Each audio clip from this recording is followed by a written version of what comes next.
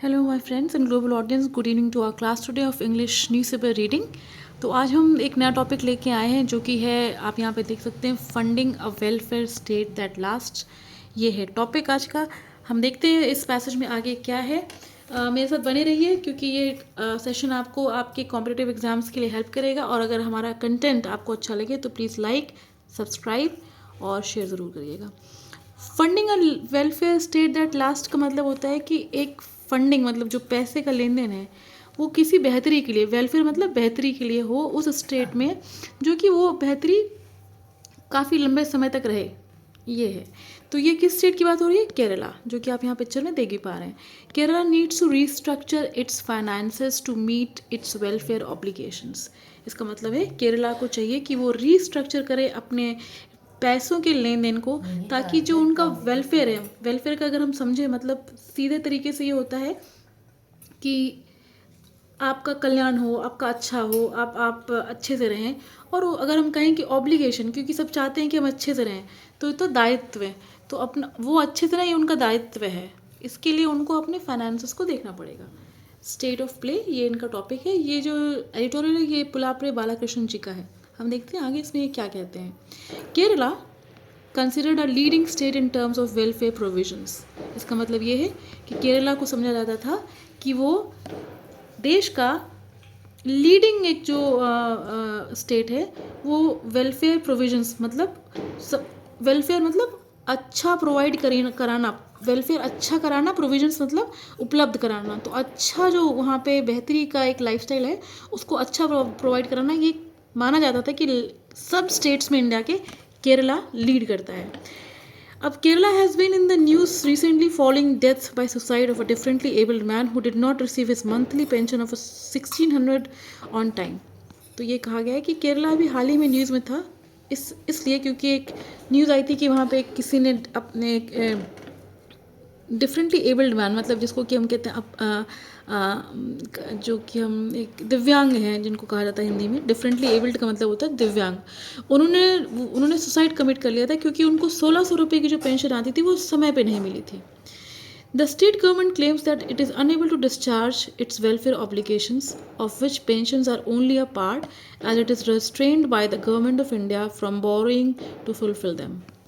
तो इस पे जो माफ़ करिएगा, हम वापस जाएंगे स्लाइड के पे। Sorry for this technical glitch, हम वापस जाते हैं इस पे। तो वो ये कह रहे थे कि ये जो हमारा एक किस्सा हुआ वो इसलिए हुआ क्योंकि जो स्टेट गवर्नमेंट है वो क्लेम करते हैं कि वो अनेबल है, मतलब वो डिस्चार्ज नहीं कर सकते वेलफेयर ऑब्लिगेशंस को समय पे। They are not able to, enable to discharge its welfare obligation of which pensions are only part. सिर्फ पेंशन उसका एक हिस्सा है। As it is restrained by the government of India from borrowing to fulfil them. और ये सरकार ने इसको रेस्ट्रिक्ट कर रखा है कि किसी से लेके उसको दे दिया जाए। It has petitioned the Supreme Court to arbitrate on the issue of whether the center can also constrain states.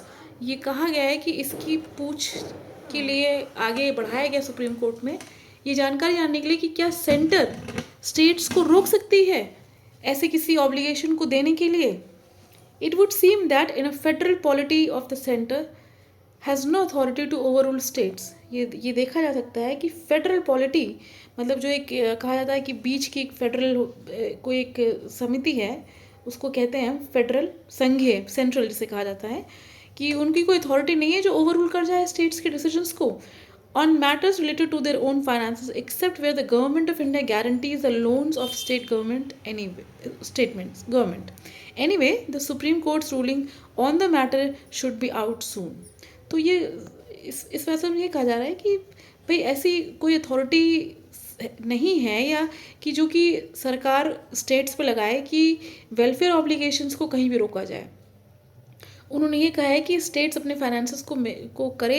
इस पर एक पिटिशन गई है जिस पर सुप्रीम कोर्ट में एक रूलिंग है जिसकी चल रही है, जिसकी की जो कि डिसीजन होगा वो आउट सून होगा, ऐसा इसमें कहा गया है। हम आगे बढ़ते हैं और देखते हैं। And the constitutional validity the constitutional validity of central limits on further borrowing by the government of Kerala would be settled.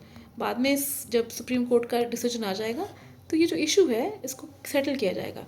But legality is not the crucial question. यहाँ पे इस मुद्दे का लीगल होना सवाल नहीं है। It is economic rational for Kerala accruing more debts at this juncture. इस समय उनका ये है कि केरला में जो है वो अक्रू मतलब वो लोग उसको वो कर रहे हैं, मतलब they are accruing the debts. अगर मैं इसको हिंदी में बताऊँ आप समझें तो अक्रू का मतलब सिंपल ये हो जाएगा कि एकत्रित कर रहे हैं डेट्स को इस समय, एट दिस जंक्चर मतलब इस समय। सॉरी ये कोई टेक्निकल ग्लिच है इस समय, मैं इसको फिर से देखती हूँ। हम पढ़ते हैं, आगे बढ़ते हैं और देखते हैं कि इसमें आगे क्या कहा गया है।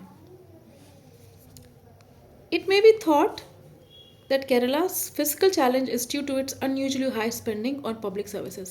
ये सोचा जाता है कि केरला को जो बहुत ज़्यादा स्पेंडिंग है वो पब्लिक सर्विसेज में जाता है। Actually Kerala is not the state that spends most on welfare. Kerala वो स्टेट ही नहीं है जो मतलब अच्छाई या भलाई में स्पेंड करती हो। In 2022-23 per capita public spending on social development and economic services was 4 time higher in Goa than in Kerala. Goa में ज़्यादा थी भाई बेहतरी के लिए जो एक्सपेंडिचर हुआ था, केरला में कम थी, ये कहा गया है। While the share of central taxes in total revenues is greater for Goa than it is for Kerala, it is not much higher, ये कहा गया है यहाँ पे।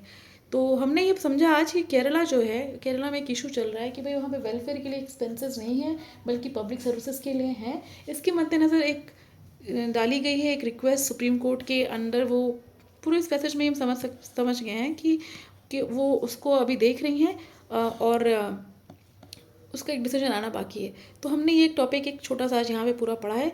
हमें बताइएगा अगर आपके कहीं कोई क्वेश्चंस हैं, और अगर आपको लगता है, sorry for the technical glitch जो आज हुए, अगर आपको लगता है कि आपको समझ में आया और ये कंटेंट अच्छा है तो प्लीज़ लाइक शेयर सब्सक्राइब ज़रूर करिएगा। Thank you for your support.